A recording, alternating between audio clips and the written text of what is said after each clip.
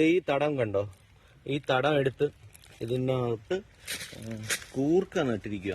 എങ്ങനെയാ കൂർക്ക നടുക എന്ന് വെച്ചാല്, ആദ്യം ഇതിന് പണയെടുക്കും. ഈ പണ എടുത്തു കഴിഞ്ഞതിന് ശേഷം ഇതിന്റെ കല്ലെല്ലാം നന്നായിട്ട് ഇടഞ്ഞു കളയും. പിന്നെ ഉണ്ട കല്ലുകൾ ഇടഞ്ഞ് മാറ്റിയിട്ടാണ് കൂർക്ക നടുക. ഇവിടെ ഈ സൈഡിലോട്ടൊക്കെ ഇങ്ങനെ ഇളകി കിടക്കുന്നത് ഇതിൽ നിന്ന് വകഞ്ഞു മാറ്റിയ കല്ലുകളാണ്.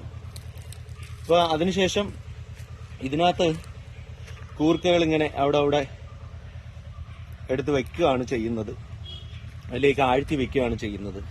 പിന്നെ ഇതിന്റെ മുകളിൽ ഇങ്ങനെ കിടക്കുന്നത് എല്ലുപൊടിയും വേപ്പും പിണ്ണാക്കുമാണ്. അപ്പോൾ എല്ലുപൊടിയും വേപ്പും പിണ്ണാക്കും ഒരു അടിസ്ഥാന വളത്തിൽപ്പെട്ടതാണ്. പിന്നെ അതിനോടൊപ്പം തന്നെ ചാണകപ്പൊടിയും വേണം.